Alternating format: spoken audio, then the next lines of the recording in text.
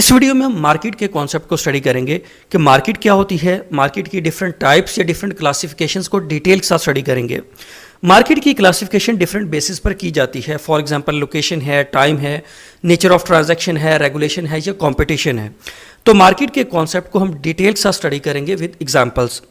What is market?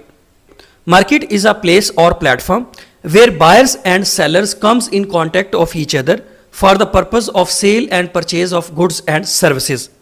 एक ऐसी place या प्लेटफॉर्म जहां बायर्स और सेलर्स एक दूसरे से कांटेक्ट करते हैं प्रोडक्ट्स और सर्विसेज की सेल और परचेज के लिए।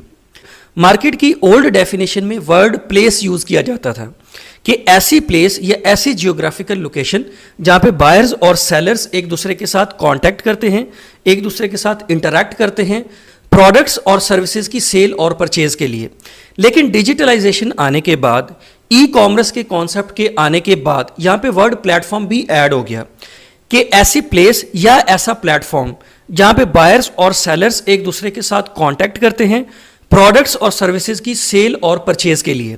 अब प्लेटफॉर्म का क्या मतलब है? फॉर एग्जाम्पल ईबे है, अमेजॉन है, फ्लिपकार्ट है, OLX है।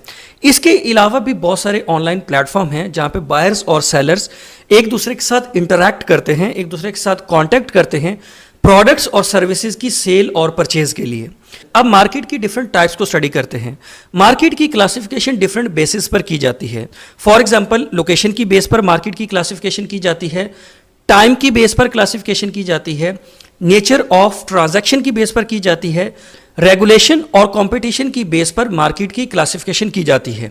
अब हम मार्केट की डिफरेंट टाइप्स को वन बाय वन डिटेल के साथ स्टडी करते हैं। पहली क्लासिफिकेशन की जाती है on the basis of location कि लोकेशन की बेसिस पे मार्केट की कितनी टाइप्स होती हैं।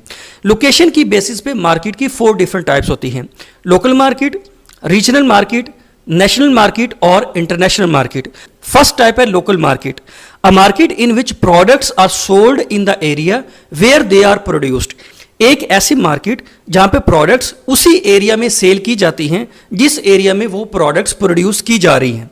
ऐसी मार्केट को हम कहते हैं लोकल मार्केट। फॉर एग्जांपल जो विलेज लेवल पे मार्केट होती है या जो टाउन लेवल पे मार्केट होती है या एक सिटी के अंदर जो मार्केट होती है उसको हम कहते हैं लोकल मार्केट। अब लोकल मार्केट के अंदर आमतौर पर वही प्रोडक्ट सेल हो रही होती हैं जो उसी जियोग्राफिकल एरिया में प्रोड्यूस हो रही होती हैं। रीजनल मार्केट, अब रीजनल मार्केट लोकल मार्केट से बड़ी होती है। इसके अंदर डिस्ट्रिक्ट आते हैं, स्टेट आती है या ग्रुप ऑफ स्टेट्स आ सकती हैं। फॉर एग्जांपल जो मार्केट पंजाब लेवल पे काम करती है ना उसको हम कह सकते हैं रीजनल मार्केट। ठीक है, वो एक स्टेट को या एक प्रोविंस को कवर करती है। मार्केट की नेक्स्ट टाइप है नेशनल मार्केट। नेशनल मार्केट ऐसी मार्केट होती है जो कि कंट्री लेवल पर ऑपरेट करती है। अब नेक्स्ट टाइप है इंटरनेशनल मार्केट। इंटरनेशनल मार्केट जैसे कि अपने नाम से ऑब्वियस है ना, यहाँ पे इंटरनेशनल बायर्स और सेलर्स एक दूसरे के साथ कॉन्टैक्ट करते हैं। एक कंट्री में जो प्रोडक्ट्स बनती हैं वो किसी दूसरे कंट्री में जाके सेल होती हैं।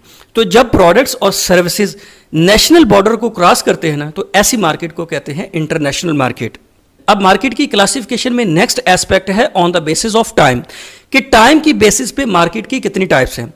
टाइम की बेसिस पे भी मार्केट की 4 डिफरेंट टाइप्स होती हैं: very short period, short period, long period और very long period. First one है वेरी शॉर्ट पीरियड।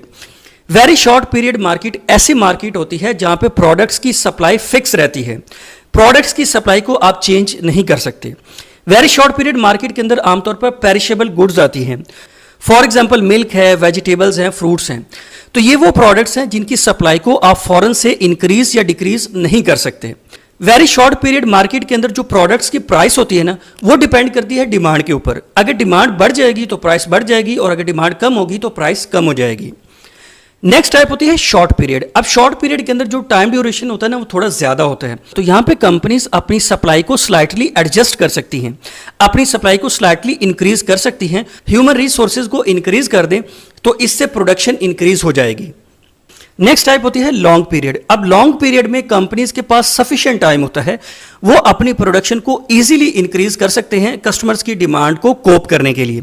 तो यहाँ पे जितने भी फैक्टर्स ऑफ प्रोडक्शन होते हैं ना वो सारे वेरिएबल होते हैं। फॉर एग्जाम्पल लैंड है, लेबर है, कैपिटल है, एंटरप्रेन्योरशिप है। All factors of production and cost are variable. Next type है वेरी लॉन्ग पीरियड। अब वेरी लॉन्ग पीरियड के अंदर कंपनीज के पास चूंकि बहुत सारा टाइम होता है तो वो डिफरेंट फैक्टर्स में सेकुलर मूवमेंट को रिकॉर्ड कर सकते हैं। फॉर एग्जाम्पल पॉपुलेशन है, कैपिटल सप्लाई है, सप्लाई ऑफ रॉ मटेरियल्स है। तो वेरी लॉन्ग पीरियड में कंपनीज के पास सफिशिएंट टाइम होता है, तो वो इन फैक्टर्स के अंदर सेकुलर मूवमेंट को रिकॉर्ड करते हैं और इसी के अकॉर्डिंग वो अपनी सप्लाई को एडजस्ट करते हैं। क्लासिफिकेशन ऑफ द मार्केट में जो नेक्स्ट एस्पेक्ट आता है ना, वो है on the basis of nature of transaction, कि ट्रांजैक्शन की जो नेचर होती है उसकी बेस पे मार्केट की कितनी टाइप्स होती हैं। नेचर ऑफ ट्रांजैक्शन की बेस पे मार्केट की दो टाइप्स होती हैं, स्पॉट मार्केट और फ्यूचर मार्केट। स्पॉट मार्केट ऐसी मार्केट होती है जहां पे बायर इमीडिएटली पेमेंट करता है, ठीक है। जब बायर ने कोई सर्विस एक्वायर की या कोई प्रोडक्ट परचेज की तो वो उसके अगेंस्ट इमीडिएटली पेमेंट करता है, ऐसी मार्केट को कहते हैं स्पॉट मार्केट। और फ्यूचर मार्केट जैसे कि अपने नाम से ऑब्वियस है ना, इसमें क्रेडिट सिस्टम होता है कि बायर ने आज कोई प्रोडक्ट परचेज की, वो फ्यूचर के किसी टाइम पीरियड में उसकी पेमेंट कर देगा, ऐसी मार्केट को कहते हैं future market. Classification of market में जो नेक्स्ट एस्पेक्ट होता है ना, वो है on the basis of regulation, कि रेगुलेशंस की बेस पे मार्केट की कितनी टाइप्स होती हैं। रेगुलेशन की बेस पे मार्केट की दो टाइप्स होती हैं, रेगुलेटेड मार्केट और अनरेगुलेटेड मार्केट। रेगुलेटेड मार्केट ऐसी मार्केट होती है जिसमें सारी की सारी बिजनेस एक्टिविटीज को डिफरेंट गवर्नमेंट इंस्टीट्यूशंस मॉनिटर कर रहे होते हैं।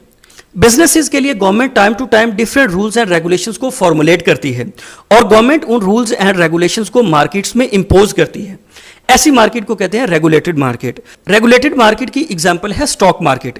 अब जो स्टॉक मार्केट है ना, वहां पे जितनी भी बिजनेस एक्टिविटीज हो रही होती है ना, उनको मॉनिटर किया जाता है, उनको रेगुलेट किया जाता है। नेक्स्ट टाइप होती है अनरेगुलेटेड मार्केट। अनरेगुलेटेड मार्केट को फ्री मार्केट कहते हैं। इस मार्केट में कोई रेगुलेशन नहीं होती, जो मार्केट फोर्सेस होती है ना, वही सब कुछ डिसाइड करती हैं। यहां पे गवर्नमेंट की कोई रिस्ट्रिक्शन या कोई रूल्स एंड रेगुलेशंस इंपोज नहीं होते। क्लासिफिकेशन ऑफ मार्केट में जो नेक्स्ट एस्पेक्ट है ना, वो है on the basis of competition, कि कंपटीशन की बेस पे मार्केट की कितनी टाइप्स होती हैं। कंपटीशन की बेस पे मार्केट की दो डिफरेंट टाइप्स होती हैं, परफेक्ट कंपटीशन और इम्परफेक्ट कंपटीशन। इम्परफेक्ट कंपटीशन की फिर फर्दर तीन टाइप्स होती हैं, मोनोपोलिस्टिक, मोनोपोली, ओलिगोपोली।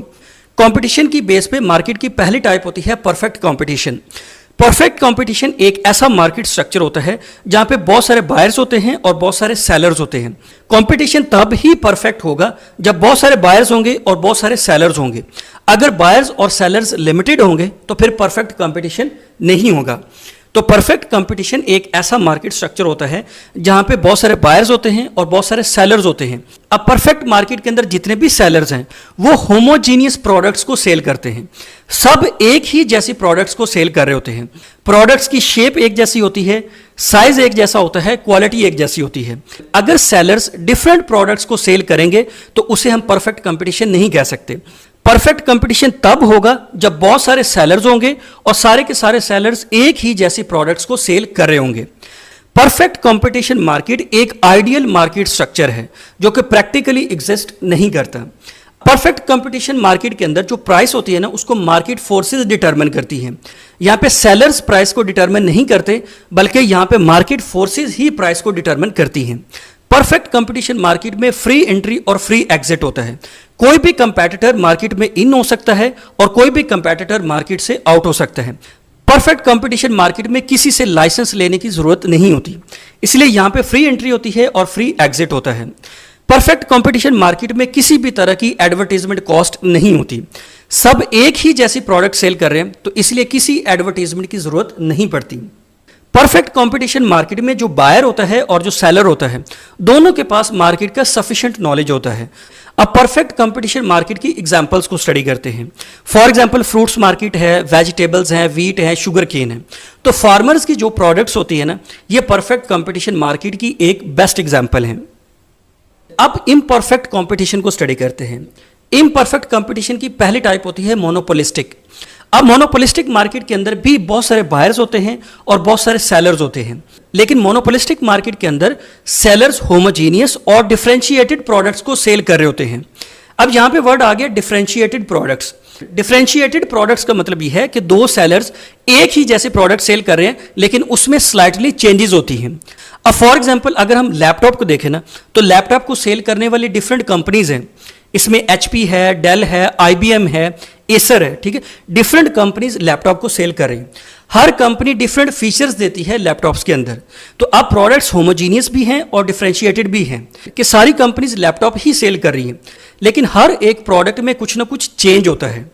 हर कंपनी दूसरे से कुछ डिफरेंट ऑफर कर रही होती है।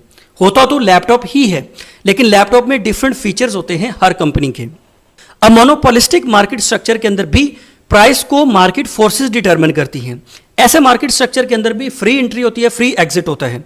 इस मार्केट स्ट्रक्चर में कोई भी कंपनी एंट्री कर सकती है और कोई भी कंपनी एग्जिट कर सकती है। मोनोपोलिस्टिक स्ट्रक्चर के अंदर हाई एडवर्टाइजमेंट कॉस्ट होती है। अब हाई एडवर्टाइजमेंट कॉस्ट किस लिए होती है? क्योंकि हर कंपनी की प्रोडक्ट डिफरेंशिएटेड होती है, उसमें फीचर्स डिफरेंट होते हैं, तो इसीलिए कंपनीज कैंपेन्स चलाती हैं, एडवर्टाइजमेंट करती है अपनी प्रोडक्ट को बेचने के लिए। अब मोनोपोलिस्टिक की एग्जांपल देखते हैं। अब फॉर एग्जांपल बहुत सारी कंपनीज टूथपेस्ट बनाती हैं, बहुत सारी कंपनीज शैम्पू बनाती हैं, मोबाइल फोन्स बनाती हैं या लैपटॉप बनाती हैं। तो ये जितनी भी प्रोडक्ट्स हैं ना, ये मोर और लेस एक जैसी होती हैं, लेकिन उसमें कुछ फीचर्स जो होते हैं ना, वो एक दूसरे से चेंज होते हैं। इम्परफेक्ट कंपटीशन की नेक्स्ट टाइप होती है मोनोपोली। मोनोपोली में सिंगल सेलर होता है और बहुत सारे बायर्स होते हैं। तो जहां पे सिंगल सेलर होगा ना, तो सेलर की ही मर्जी चलेगी। तो मोनोपोली के अंदर जो प्राइस को डिटरमिन करता है ना, वो सेलर करता है। अब मोनोपोली में फ्री एंट्री और एग्जिट नहीं होता, और यहां पे भी एडवर्टाइजमेंट कॉस्ट नहीं होती, क्योंकि सिंगल सेलर है, उसी ने प्रोडक्ट सेल करनी है, तो उसको एडवर्टाइजमेंट करने की जरूरत ही नहीं है।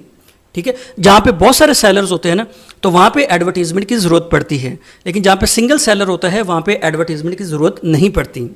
अब मोनोपोली की एग्जांपल को देखते हैं। फॉर एग्जांपल रेलवे है। अब रेलवे को आमतौर पर गवर्नमेंट ही ओन करती है और रेलवे की एक ही कंपनी होती है, जबकि रेलवे की सर्विसेज लेने के लिए कंट्री में बहुत सारे कस्टमर्स होते हैं। इम्परफेक्ट कंपटीशन की नेक्स्ट टाइप है ओलिगोपोली। ओलिगोपोली के अंदर क्या होता है कि लिमिटेड नंबर ऑफ सेलर्स होते हैं और लार्ज नंबर ऑफ बायर्स होते हैं। यहां पे सेलर्स लिमिटेड होते हैं और बायर्स अनलिमिटेड होते हैं। अब ओलिगोपोली के अंदर चूंकि लिमिटेड सेलर्स होते हैं ना, तो इसलिए उनको एडवर्टाइजमेंट करने की जरूरत नहीं है। जहां पे सेलर्स बहुत ज्यादा होते हैं और प्रोडक्ट्स डिफरेंशिएटेड होते हैं ना, तो वहां पे एडवर्टाइजमेंट की रिक्वायरमेंट होती है। लेकिन जहां पे लिमिटेड सेलर्स होते हैं या एक ही सेलर होता है, तो वहां पे एडवर्टाइजमेंट की रिक्वायरमेंट नहीं होती। अब ओलिगोपोली के अंदर इजी एंट्री नहीं होती, यहाँ पे सेलर्स लिमिटेड होते हैं। अब ओलिगोपोली के अंदर क्या होता है, चूंकि लिमिटेड नंबर ऑफ सेलर्स होते हैं और अगर कोई एक सेलर अपनी प्रोडक्शन को इंक्रीज करता है या डिक्रीज करता है, या प्राइस को इंक्रीज करता है या डिक्रीज करता है, तो इसका दूसरे कंपेटिटर्स के ऊपर भी इफेक्ट होता है। तो इसीलिए ओलिगोपोली के अंदर क्या होता है कि ये जो लिमिटेड नंबर ऑफ सेलर्स होते हैं ना, ये एसोसिएशंस बना लेते हैं, ये ग्रुप्स बना लेते हैं ताकि मार्केट को कंट्रोल कर सके। अब ऑयल और गैस के जो प्रोड्यूसर्स हैं ना, वो वर्ल्ड वाइड लिमिटेड हैं। इसी तरह टेलीकॉम कंपनीज हैं, एक कंट्री में 3 या 4 टेलीकॉम कंपनीज होती हैं। इसी तरह एक कंट्री में limited number of airlines operate कर रही होती हैं। तो ये कॉन्सेप्ट था ओलिगोपोली का। I hope you understand my point. Thank you very much.